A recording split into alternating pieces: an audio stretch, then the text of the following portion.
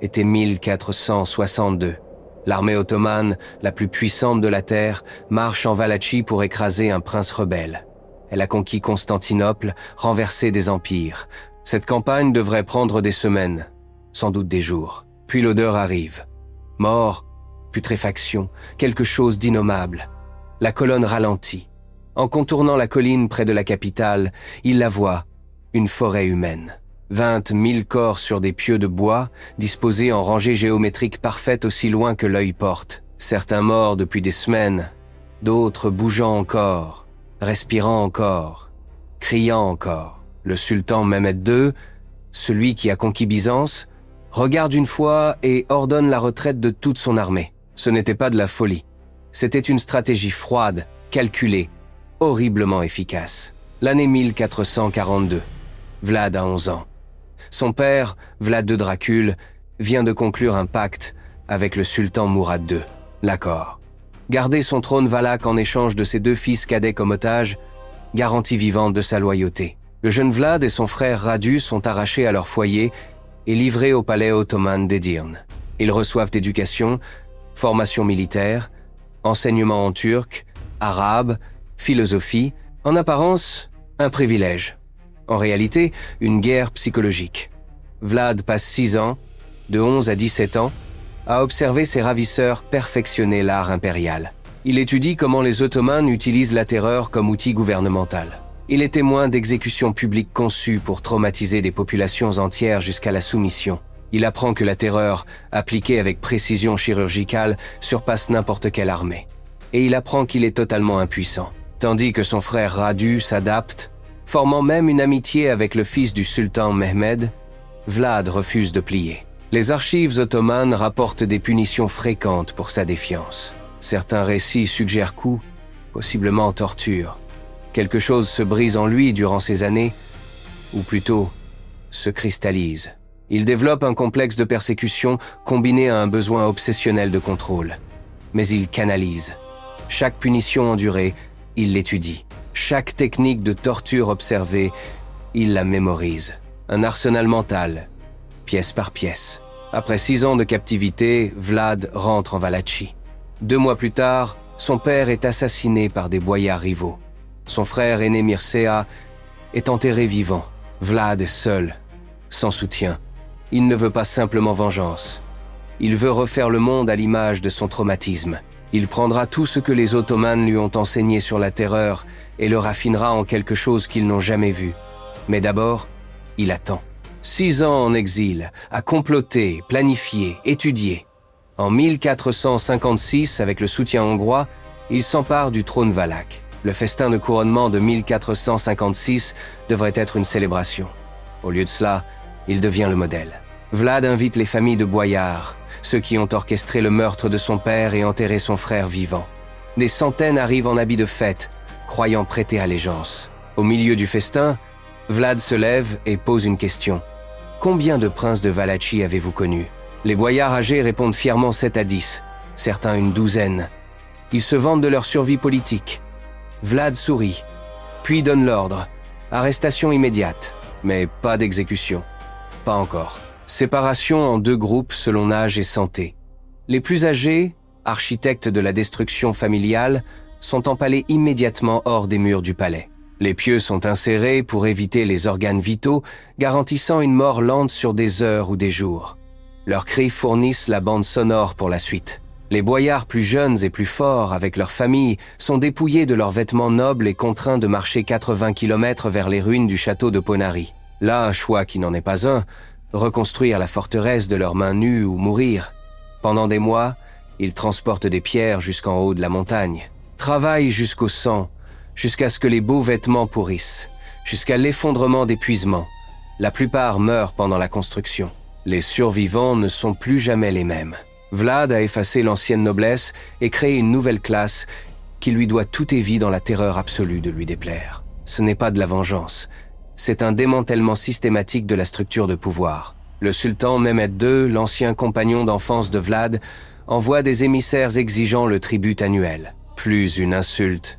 Vlad doit se présenter personnellement à Constantinople pour renouveler son serment de vassalité. Les émissaires arrivent en s'attendant au théâtre politique habituel. Ce qu'ils obtiennent est un aperçu de l'enfer. Lorsqu'ils entrent dans la cour de Vlad et refusent de retirer leur turban, coutume religieuse ottomane, Vlad leur demande d'expliquer leur tradition. Ils le font, soulagés qu'ils semblent comprendre. Vlad hoche la tête. Puis, je respecte un homme qui honore sa foi si complètement. Laissez-moi vous aider à l'honorer pour toujours. Ordre aux gardes. Clouez les turbans directement au crâne. La précision de cette cruauté, il ne les tue pas. Il les mutile d'une manière symboliquement chargée et médicalement calculée pour garantir leur survie jusqu'à Constantinople. Messages ambulants, leurs cris résonnant à travers la campagne en fuyant vers le sultan. Lorsque Mehmed reçoit ses émissaires, défiguré de façon permanente et rendu à moitié fou, il comprend immédiatement. Ce n'est pas l'ami d'enfance dont il se souvient. C'est quelque chose de nouveau qui a fait évoluer les leçons ottomanes en quelque chose que même les Ottomans n'ont pas imaginé. La guerre est maintenant inévitable. Mais avant cette guerre, une leçon sur l'empalement. Ce n'est pas simplement une exécution, c'est de l'ingénierie. L'image courante, un pieu à travers le torse, tue presque instantanément. Cela va à l'encontre de l'objectif. La méthode de Vlad est bien plus sophistiquée. D'après les analyses médicales des descriptions et récits ottomans, la victime est allongée face contre terre. Le pieu, soigneusement sélectionné, arrondi à la pointe, soigneusement huilé, est inséré par le rectum. Le détail crucial. Insertion à un angle conçu pour éviter tous les organes majeurs et vaisseaux sanguins. La victime est ensuite relevée à la verticale. La gravité fait le reste. Sur des heures, parfois des jours, le poids du corps force le pieu à progresser graduellement vers le haut à travers le torse. Le trajet calculé évite cœur, poumon, artère principale. Dans certains cas documentés, le pieu émerge par l'épaule ou la poitrine, mais la victime peut rester en vie jusqu'à 3 jours. Pourquoi cette méthode ? Parce que Vlad comprend que le témoignage de souffrance prolongée est exponentiellement plus traumatisant que le témoignage de mort rapide. Une décapitation de bataille est horrifique, mais brève. L'empalement est une performance de plusieurs jours, avec des cris audibles à travers des vallées entières. Mais l'acte physique n'est qu'une composante. Le véritable génie réside dans la mise en scène. Vlad empale sur les places publiques, le long des routes principales, hors des portes des villes, partout où cela maximise la visibilité. Il comprend que le bouche à oreille multipliera l'impact bien au-delà du nombre réel de victimes. Un empalement vu par 100 personnes crée 100 conteurs, racontant chacun à 100 autres. Le symbolisme est constamment raffiné. Pieux de hauteur différente selon le rang. Pesant près du sol, noble le plus haut pour les commandants ennemis. Hiérarchie visuelle grotesque renforçant son message. Tout le monde a une place dans mon monde et souffrira selon sa condition. Dans certains récits, les victimes empalées sont disposées en motifs géométriques, cercles, étoiles, anneaux concentriques. Pas du sadisme aléatoire, une démonstration de contrôle. Le message « J'ai tellement de pouvoir que je peux transformer la souffrance humaine en art » début 1462. Mehmed en a assez. Vlad a non seulement refusé le tribut, mais lancé des raids profonds en territoire ottoman. Dans une campagne brutale, il traverse avec une petite force et, selon sa propre lettre au roi hongrois, tue plus de 23 000 personnes. Il tient un décompte, catégorisant victimes par âge et sexe. Mehmed, qui a conquis Constantinople à 21 ans, qui commande la machine militaire la plus puissante de la Terre, décide de s'occuper personnellement du problème valaque. Printemps 1462, il rassemble une armée estimée entre 60 000 et 90 000 hommes, plus du triple de toute la population masculine en âge militaire de la Valachie. Ce n'est pas une invasion, c'est une extermination. Vlad a 20 000 à 30 000 hommes, beaucoup de conscrits paysans avec formation minimale. Une bataille conventionnelle serait un massacre. Alors, Vlad refuse de donner une bataille conventionnelle. Lorsque l'armée ottomane entre en Valachie, elle ne trouve rien. Village vide, puits empoisonnés, champs brûlés, chaque source de nourriture et d'eau systématiquement détruite. Vlad a ordonné à son peuple d'abandonner leurs maisons, de se retirer dans forêts et montagnes, emmenant leur bétail. Les lignes d'approvisionnement ottomanes s'étirent. Puis, les raids nocturnes commencent. Pas des escarmouches typiques. Vlad a formé des unités spécialisées en guérilla. Petits groupes de 50 à 100 hommes, frappant les camps ottomans au milieu de la nuit, tuant sentinelles, mettant le feu, disparaissant avant toute réponse organisée. Ils ciblent chariots de ravitaillement, bêtes de somme, dépôts de munitions. L'objectif n'est pas de vaincre l'armée, c'est de les rendre paranoïaques, épuisés, démoralisés. Le chef-d'œuvre arrive dans la nuit du 17 juin 1462.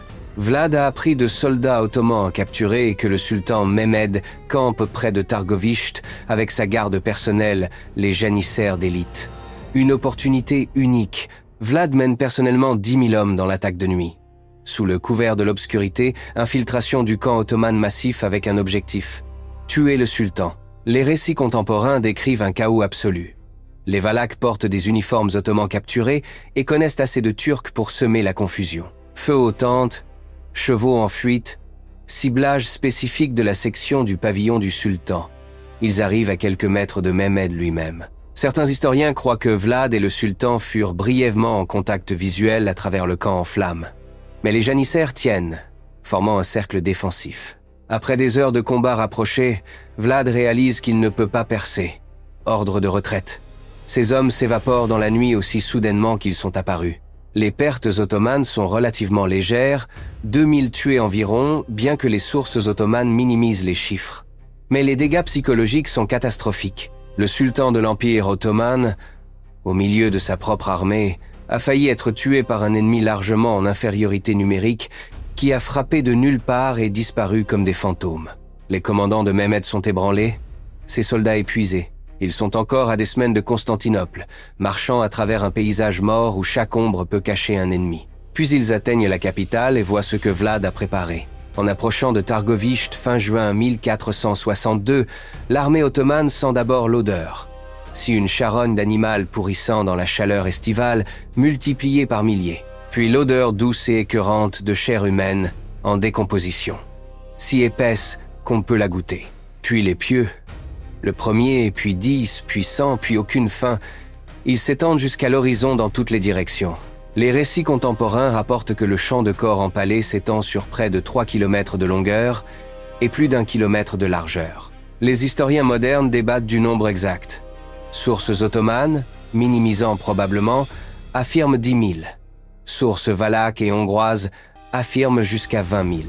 La vérité est probablement entre 15 000 et 20 000 corps empalés. Mais voici ce qui glace le sang. Ce n'est pas aléatoire. Les pieux sont disposés en motifs géométriques précis, cercles concentriques rayonnants de la capitale, rangés ordonnés par hauteur. Dans certaines sections, ils forment des motifs en étoiles visibles depuis un terrain élevé. Vlad a passé des semaines, possiblement des mois, à préparer cela.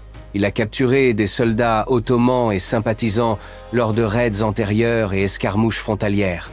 Il les a gardés en vie spécifiquement dans ce but. Certains corps sont morts depuis des semaines, pourrissant dans la chaleur estivale. D'autres ont été empalés plus récemment. Et certains, selon plusieurs sources, sont encore vivants. Le chroniqueur byzantin Laonikos Chalkokondyles, qui a interrogé des témoins oculaires, écrit que les gémissements des mourants peuvent être entendus à travers tout le champ. Certains ont été empalés pendant des jours, leur corps se consumant lentement, trop faibles pour crier mais encore conscients. Les troupes ottomanes, vétérans endurcis qui ont conquis des villes et massacré d'innombrables ennemis, se mettent prétendument à vomir. Certains refusent d'avancer, d'autres commencent à déserter la nuit, prêts à risquer l'exécution plutôt que continuer à travers ce cauchemar. Au centre, sur le pieu le plus haut, se trouve Hamza Pacha, commandant ottoman de haut rang, capturé lors d'une escarmouche antérieure. Son corps, vêtu des restes de sa tenue militaire, est positionné directement face à la route d'approche du sultan. Un message personnel de Vlad à Mehmed. « Voici ce que je fais à vos meilleurs hommes.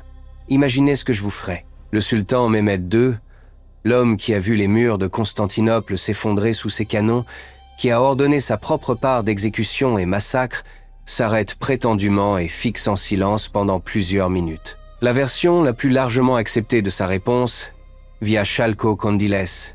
Il n'est pas possible de priver de son pays un homme qui a fait de si grandes choses, qui sait mettre son pouvoir à un tel usage. Un homme qui a fait de telles choses vaut beaucoup. Ce n'est pas un compliment, c'est une reconnaissance. Le sultan reconnaît qu'il fait face à quelque chose qu'il ne comprend pas complètement. Un esprit qui a pris les méthodes ottomanes et les a fait évoluer en quelque chose que même les Ottomans ne peuvent égaler. La situation militaire se détériore déjà. Ligne d'approvisionnement trop étendue. Les tactiques de terre brûlée ont fonctionné. Les raids nocturnes ont détruit le moral. Les propres commandants du sultan conseillent la retraite. Mais la forêt des empalés est le point de rupture psychologique. Cela prouve que la pensée militaire conventionnelle ne s'applique pas ici. Vlad n'essaye pas de gagner des batailles. Il essaye de briser les esprits. Et cela fonctionne. En quelques jours, Mehmed ordonne une retraite générale. Il laisse un contingent sous Radu, le frère de Vlad, pour continuer le harcèlement. Mais le sultan lui-même se retire avec l'armée principale. La force militaire la plus puissante du monde a envahi une petite principauté avec des nombres écrasants et a été repoussée non par défaite militaire, mais par pure guerre psychologique. Vlad l'Empaleur a gagné. Mais l'histoire ne s'arrête pas là. Repousser l'Empire ottoman devrait faire de Vlad un héros en Europe chrétienne. D'une certaine manière, c'est le cas. Le roi hongrois et le pape louent sa défense de la chrétienté. Mais ils ne comprennent pas. Vlad ne peut pas l'arrêter.